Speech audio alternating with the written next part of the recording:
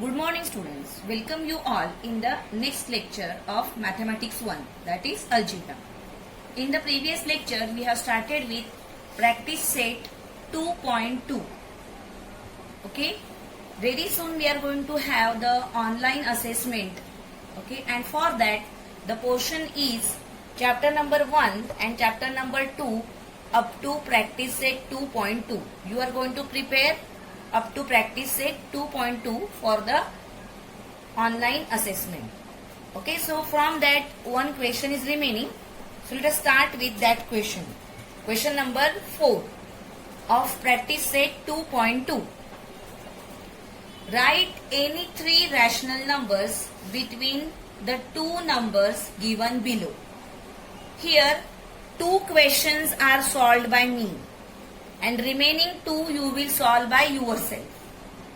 Once you know the method, you can solve them. Okay. So I am solving 2 for you. Here 0.3 and minus 0.5. So in between you can have many innumerable rational numbers.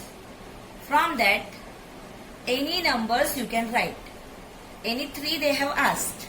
So you can write any three from that. For example, start from here. Here you can observe that minus 0.5 is smaller and 0.3 is greater. So I have started from here. So after minus 0.5, the number, greater number is what? Minus 0.4. Just think about a number line. That if 0.5 is on the left hand side and 0.3 is on the right hand side, then here just write to 0.5, you will have the number minus 0.4. Then you will have minus 0.3, minus 0.2, minus 0.1, then 0, then you will have 0.1, you will have 0.2. So these are the numbers which are possible here only if we think about the one digit after decimal places. Okay. As I said, there are innumerable numbers in between. You can write down many numbers here. Like between here minus 0.4 and minus 0.3. If you write this minus 0.4 as 0.40 and this if you write as 30, then again 31 to 39, they are the numbers in between. Similarly, you can increase them. So as I said, there are innumerable numbers in between, but you have to write any three according to your convenience. Okay.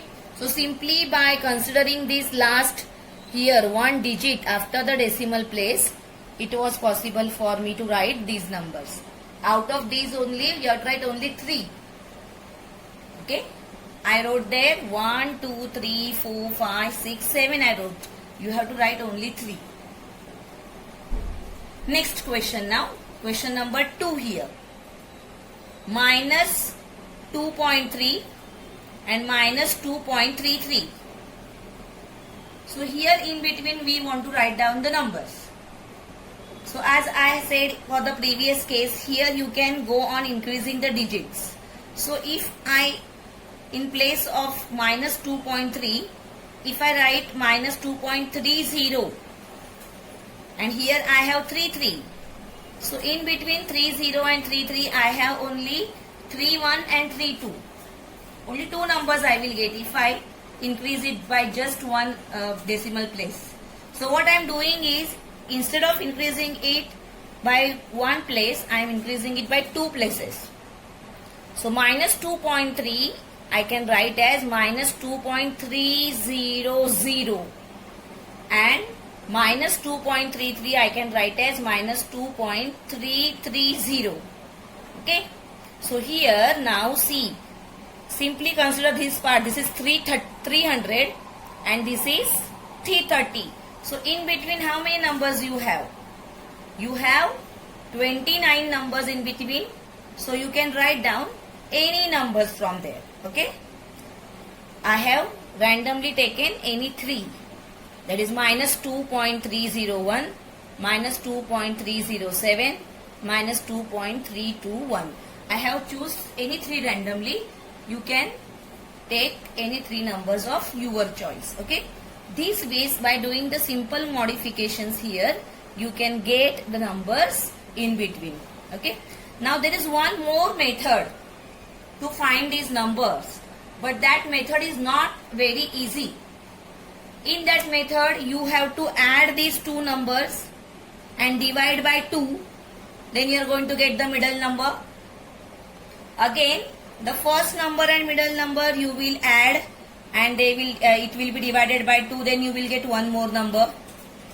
In digest, you will find that method.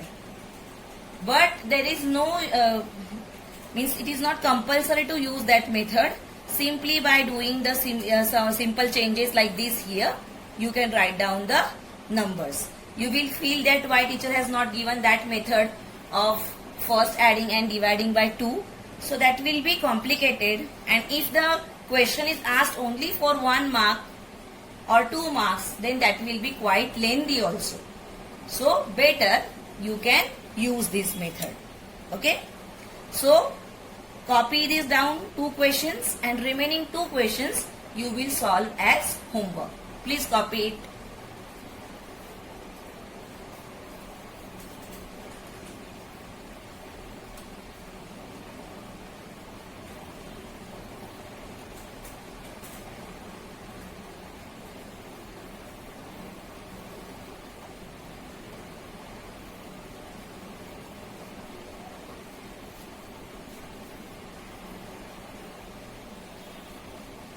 Okay, so I hope you have completed it. Let us go towards the next topic now.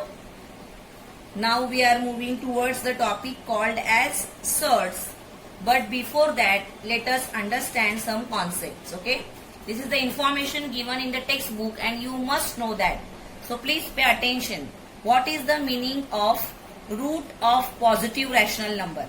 In the previous lecture, we have discussed about root of negative rational number. And what we stated there, root of negative rational number is not a real number.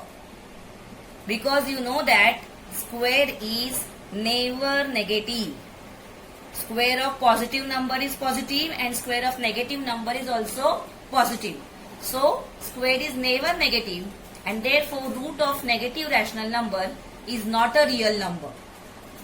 Now we are going to understand about root of positive rational number. Okay, any root. It may be square root, it may be cube root. So let us understand what is meaning of root of positive rational number. For that, let us take some examples. We know that if x square is equal to 2, then x is equal to root 2. If we take square root on both the sides, then this square will get cancelled and we will get x here. And square root of 2, we are going to write it as this. But just as I have stated that every square has 2 roots. So the value of x can be plus root 2 or the value of x can be minus root 2. So whenever you get such step in any of the problem, you have to write down 2 possibilities. That means if x square is equal to 2, then x is equal to plus root 2 or x is equal to minus root 2.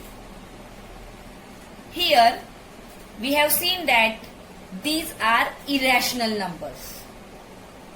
So we have proved this, that root 2 is an irrational number, minus root 2 is also an irrational number.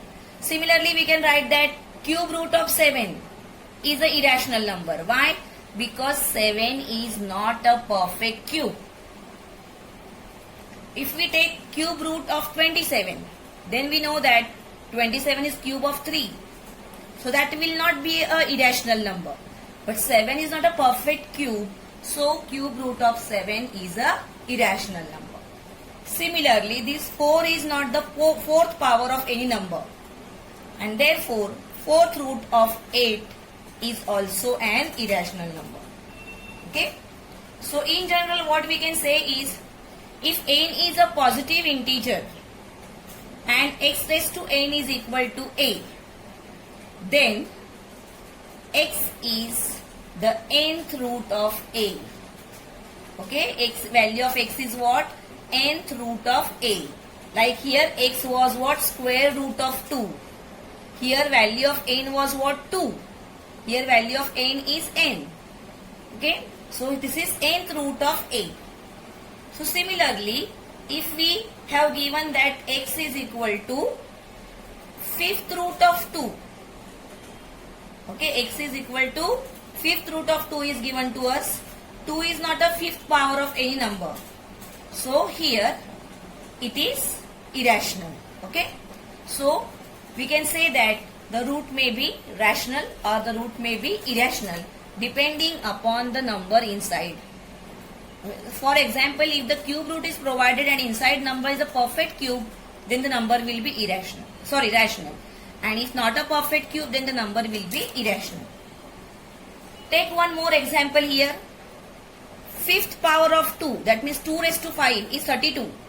If we multiply 2 5 times, 2 into 2 into 2 into 2 into 2, what we are going to get? 32. That means fifth power of 2 is 32. Then we can say that 2 is fifth root of 32. In this case, we can say that 2 is fifth root of 32.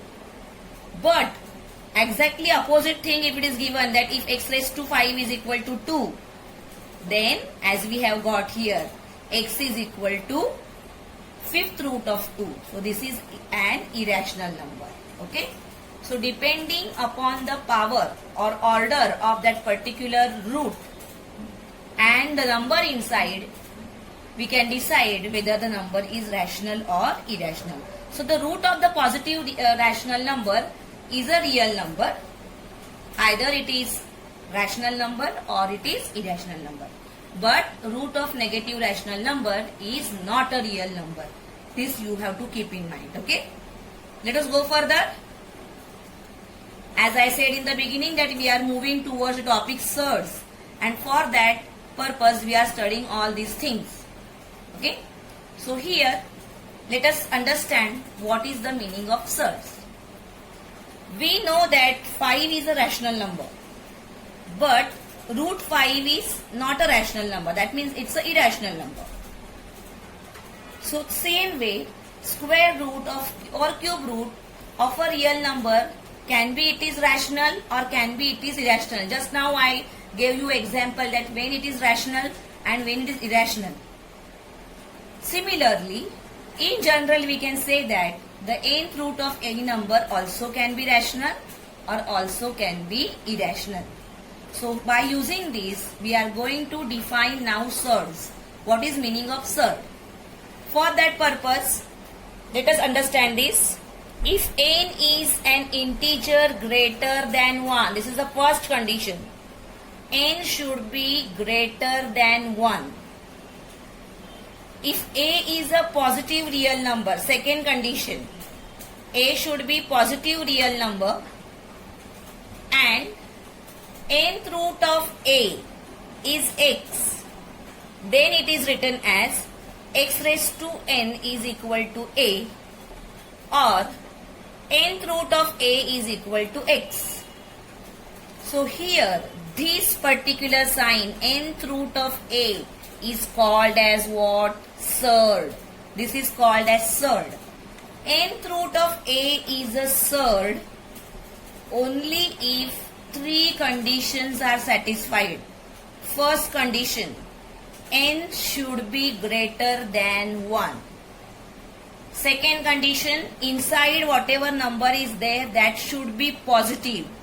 Why? Because we have seen that the root of negative integer or negative number is not a real number. So inside the number must be positive.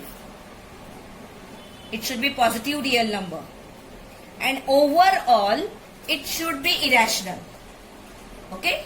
So there are three conditions.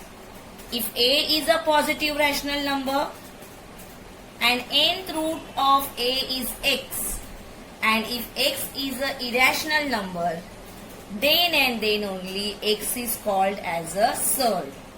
And surd is also called as irrational root. The meaning of surd is what? Irrational root. Okay? So here these conditions has to be satisfied. Here in the surd, nth root of a, this symbol, that root symbol is called as radical sign. N is called as order of the surd and the number inside is called as radicand. Okay? Once again, let us try to understand. Nth root of a is a surd if and only if n is greater than 1. So the minimum value of n should be 2. For example, here square root of 5. You cannot see 2 written here, but 2 is present there. Like when we write x, it is actually 1x. We are considering it as 1x. So similarly, when we write here square root, even though 2 is not written here, the order is 2. Okay? So here the order is what? N. Nth root of a is a surd only if n is greater than 1. Then a should be positive real number, and overall this complete number nth root of a should be irrational. Then this n is called as order of the surd. This symbol is called as radical sign and the number inside is called as radicand. Okay? So you write down this definition of surd and write down all the things which are denoted here. What is the sign denotes, that is radical sign. What is n denote and what the number inside is called as. So please copy it down.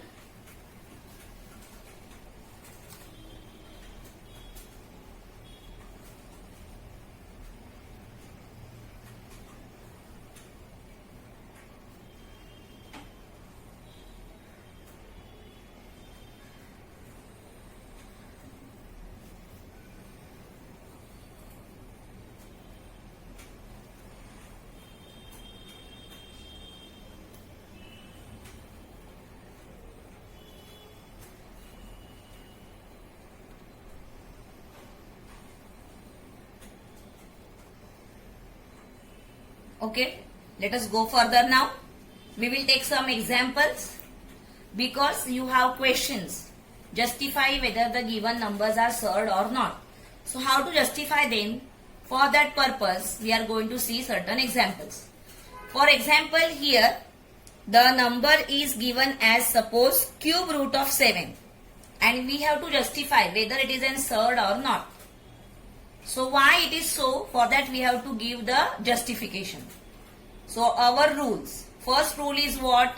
N should be greater than 1. So here n is equal to 3. Write down that. The number inside should be positive. A is equal to 7.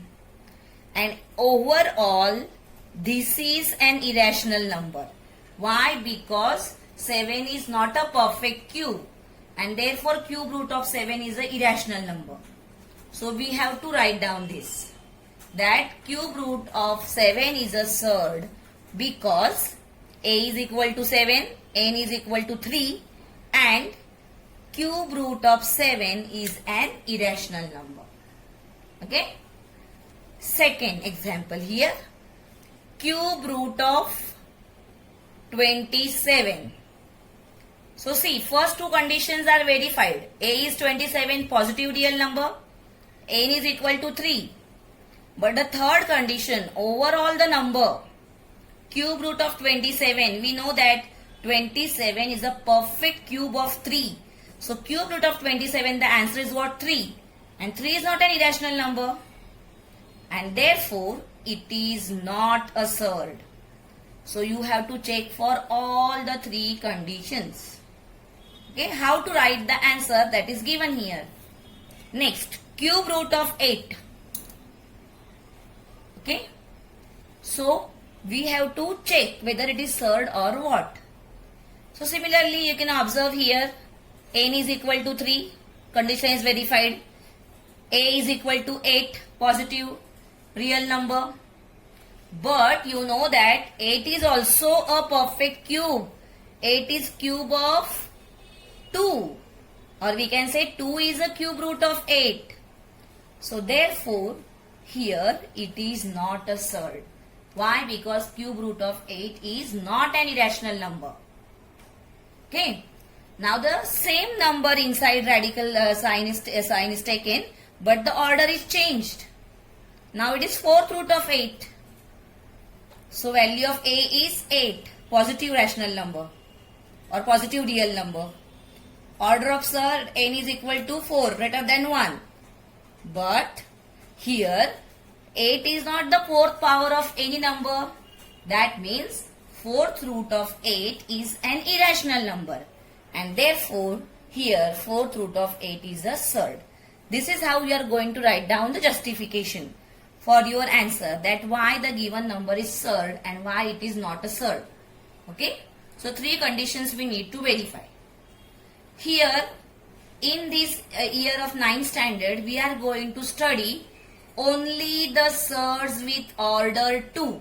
That means we are going to study only square roots. Okay, these type of numbers we are going to study. Root 3, root 7, root 42, etc. And such surds with order 2, as I have said, even though the number is not mentioned here like this, by default the order is what? 2. It's a square root. Okay. So here the order of the surd is 2. And such surds with order 2, they are called as quadratic surds. Okay, the word quadratic stands for order 2. Okay, I hope you have understood this. Everything is given in textbook. All of you go through it once. Now let us go further. Next is simplest form of a surd. Here, for understanding this particular concept, we will take examples. First example is taken as square root of 48. It's a quadratic surd. The order is 2. So it's a quadratic surd. So here, always we have to think of a perfect square.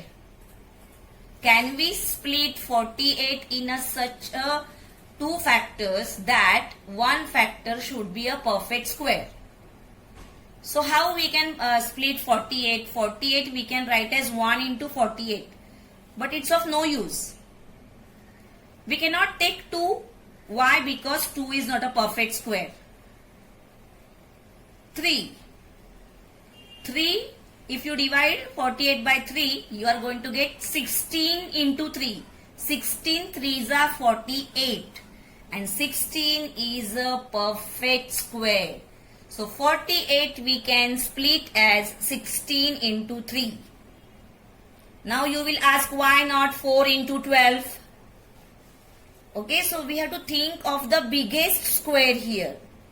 So always start from 1. 1 into 48. 48 is not a perfect square. 2 into 24. 24 is not a perfect square. 3 into 16. 16 is a perfect square. So we have to take these 2 factors. Afterwards writing, we can separate them.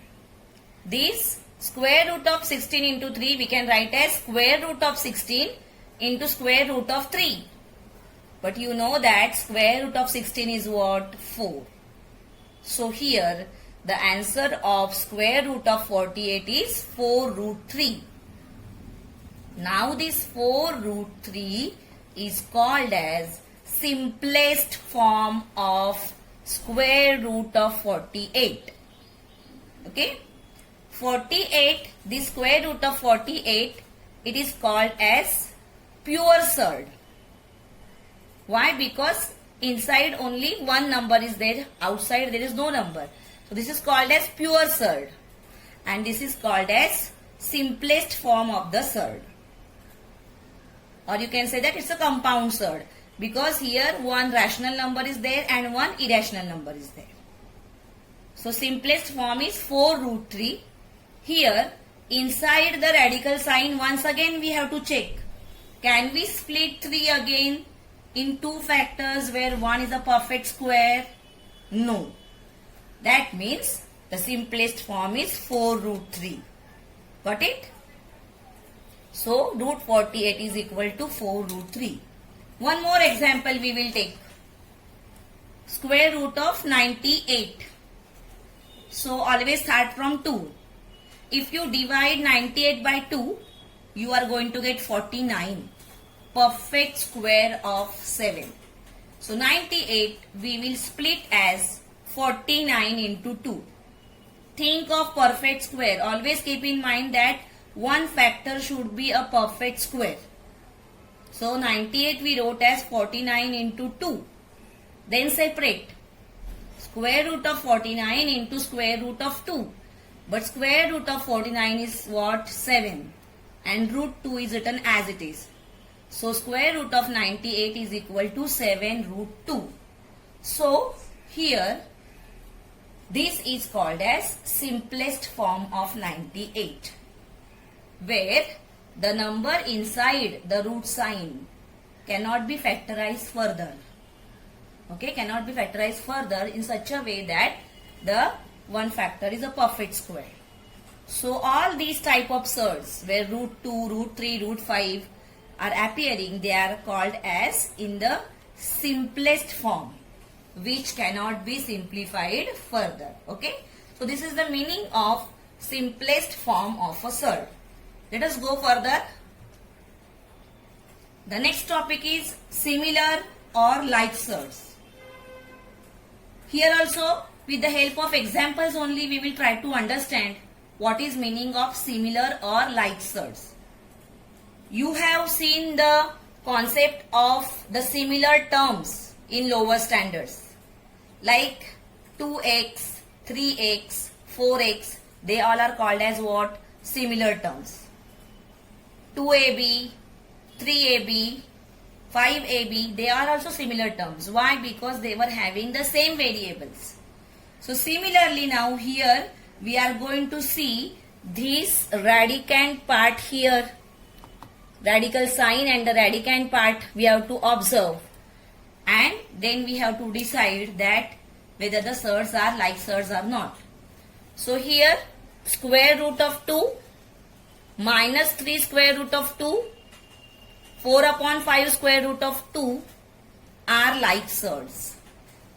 Simply check whether you can replace it by x, x, x everywhere. Then if such terms are there, you are going to say that they are like terms. Similarly, these are like surds. That means if P and Q are rational numbers, they can be any numbers, and inside square root of A, square root of A, see the order is also same and the radicand is also same. The number inside is called as what? Radicand. So here two surds are said to be like surds if their order is equal and if their radicands also are equal.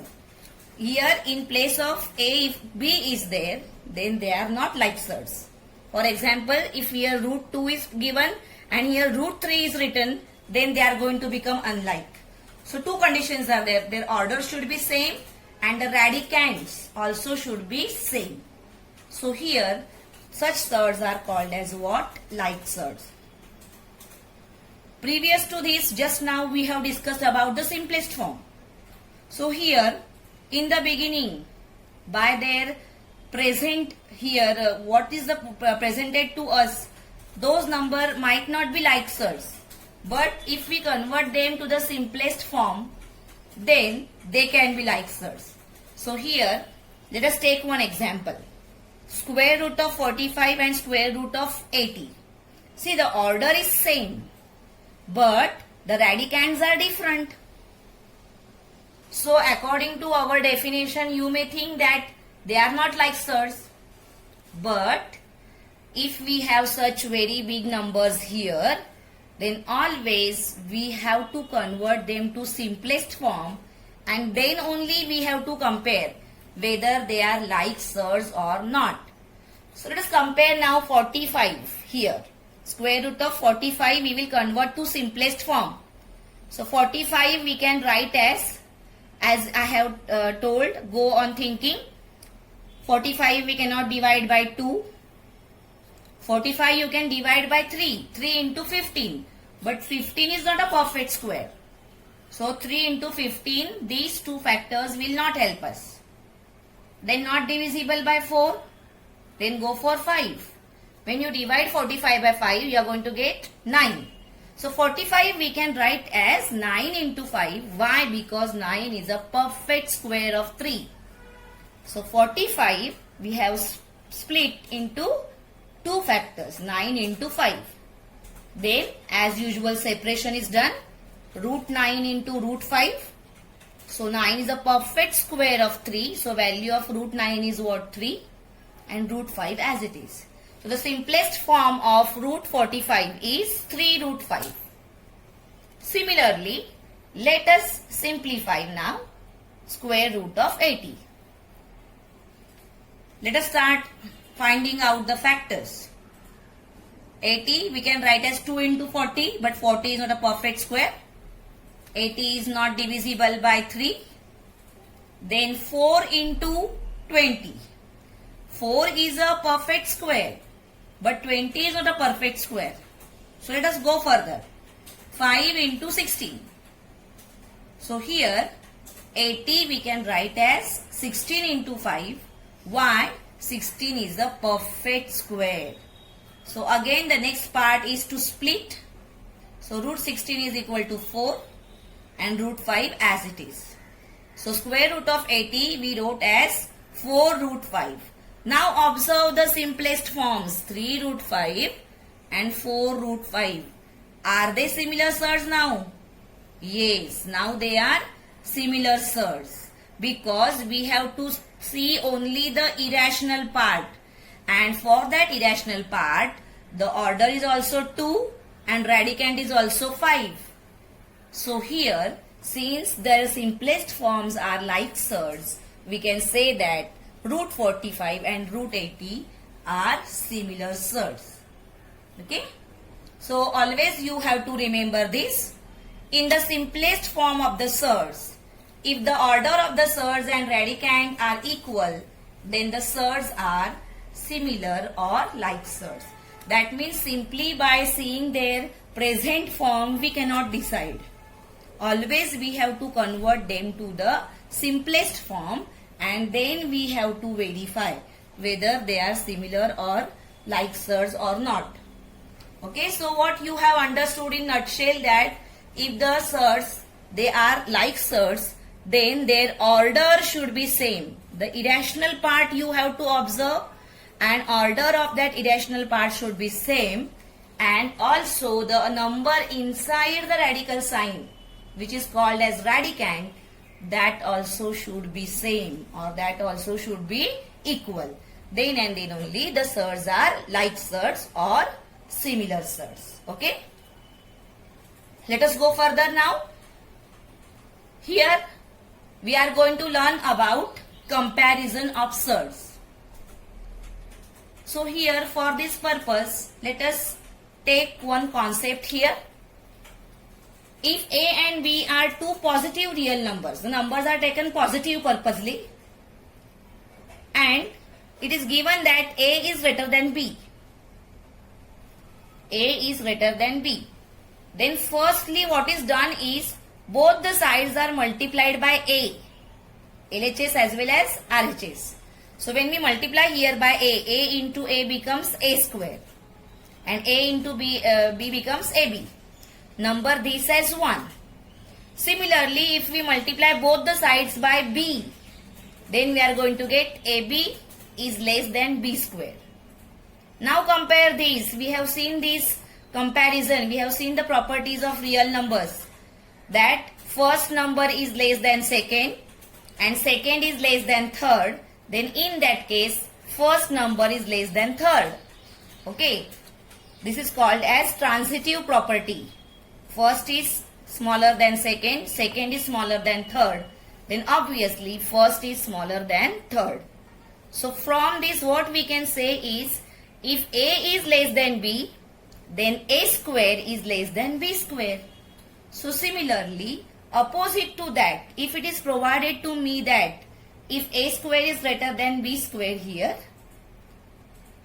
see, if a is greater than b, then a square has to be greater than b square. Or if a is equal to b, then a square is equal to b square. And if a is less than b, then a square is less than b square. That means what? If the numbers are having the relationship like less than or greater than, the same relationship is continued in their powers also. Okay?